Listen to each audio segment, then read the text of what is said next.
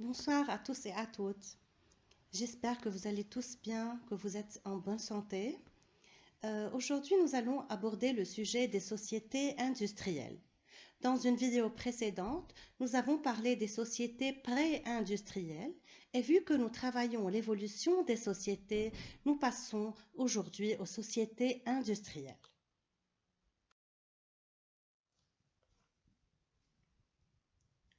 L'étude de l'évolution des sociétés montre que tout changement social fondamental est le résultat d'une longue période de préparation et de mutation importante. La société industrielle a été précédée par beaucoup de transformations durant les siècles qui ont précédé son apparition à partir de la seconde moitié du XVIIIe siècle. Donc, les années 1760 jusqu'en 1830 délimitent le passage d'une société pré-industrielle à une société industrielle. Beaucoup de bouleversements sociaux ont eu lieu dans les différents domaines culturels, politiques, religieux, technologiques, ainsi de suite. Le chemin de fer constitue la plus grande révolution dans les transports terrestres et l'automobile fait son apparition. Dans ces sociétés aussi, de nouvelles énergies apparaissent telles que le pétrole et l'électricité. Mais notons que c'est avec la machine à vapeur que ces sociétés ont vraiment commencé.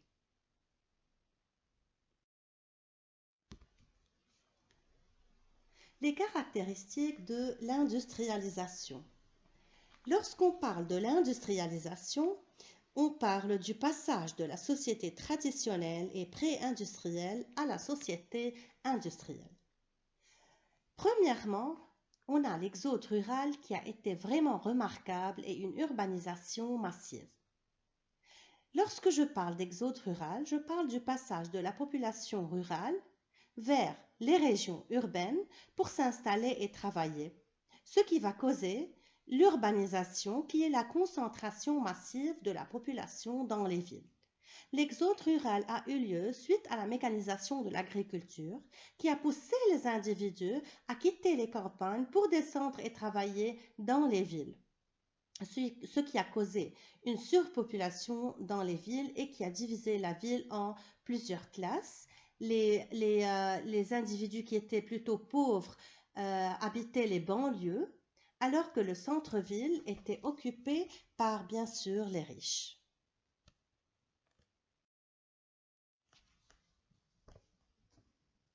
Je parle là des deux caractéristiques, deuxième et troisième caractéristique, en même temps. Comme on vient de le dire, il y a eu une urbanisation massive, il y a eu un accroissement de la population. Cette augmentation de la population suppose en parallèle un accroissement et une augmentation de la production pour pouvoir répondre aux besoins des individus.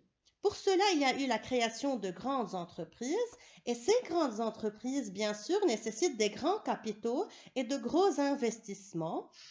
Ils ont bien sûr employé des milliers d'ouvriers et cette création des grandes entreprises nécessite et exige une organisation stricte et une administration rationnelle pour un meilleur rendement, pour une meilleure productivité, un meilleur fonctionnement.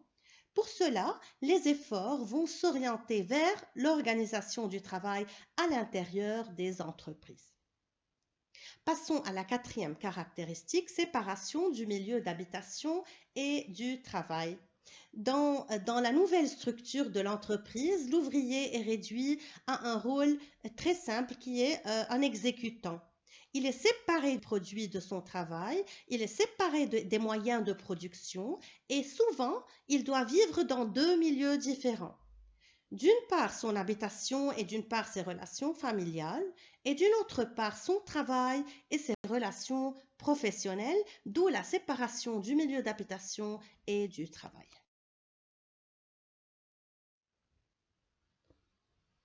Cinquième et sixième caractéristique.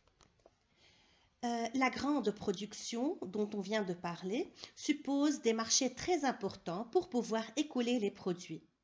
Voilà, il y a ici une nécessité de découvrir et de créer de nouveaux marchés. Il y a eu alors développement d'un grand secteur de services Il y a eu donc le commerce intérieur et extérieur, la distribution, les compagnies de transport, le système bancaire, etc. Il y a eu développement des besoins de consommation. Donc, pour écouler le maximum de produits, il faut créer de nouveaux besoins chez les consommateurs. Il y a eu alors ici développement de la publicité, du marketing. Il y a eu aussi développement du secteur des loisirs, du tourisme, ainsi de suite. Il y a eu donc là, on a parlé de l'apparition d'une économie du marché qui est basée sur la politique de l'offre et de la demande, ainsi que le développement du secteur des services.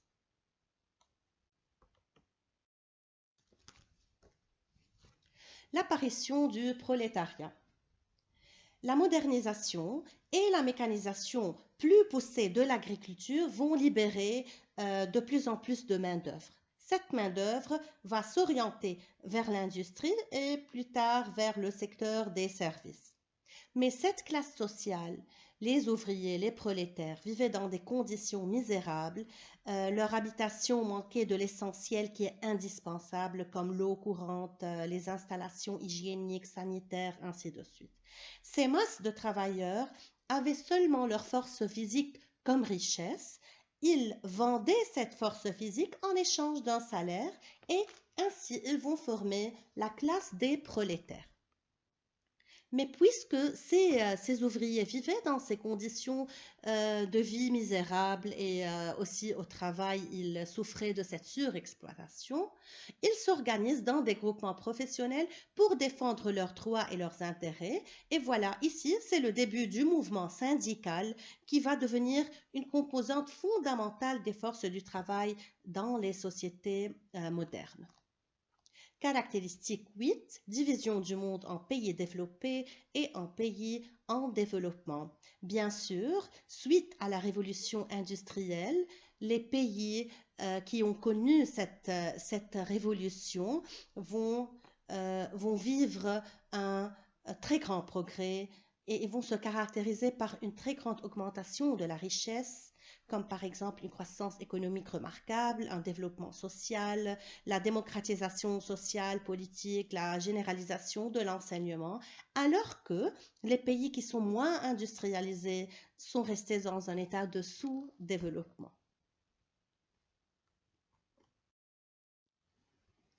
Les aspects positifs et les aspects négatifs de la société industrielle.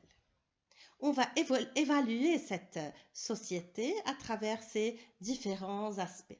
Premièrement, comme aspect positif, nous avons le développement de la culture, donc développement de l'éducation, des connaissances scientifiques et de la culture en général. Nous avons aussi la généralisation de nouvelles valeurs. Ces nouvelles valeurs sont acceptées comme évidence, comme justice sociale, protection sociale, liberté publique, liberté personnelle, démocratie, ainsi de suite.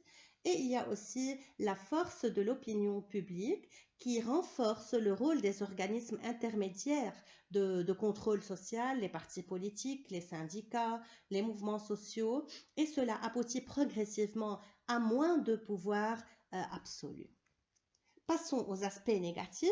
L'augmentation du chômage, bien sûr avec l'évolution de la technologie et le remplacement du travail humain par la machine, le chômage va prendre une place très importante dans ces sociétés. L'affaiblissement des liens familiaux, l'affaiblissement de la cohésion sociale, des relations interpersonnelles, des amitiés d'école, de profession, et cela bien sûr conduit progressivement à la perte des traditions et à la perte des valeurs sociales, ainsi que l'affaiblissement des liens familiaux, même les liens de la famille nucléaire. Il va y avoir beaucoup plus de problèmes tels que les conflits, les divorces, les unions libres, ainsi de suite. Finalement, apparition des problèmes personnels et écologiques. Les problèmes personnels tels que le stress psychologique, la délinquance juvénile, la drogue, la violence, alors que les problèmes écologiques sont par exemple la destruction de la nature, la pollution, ainsi de suite.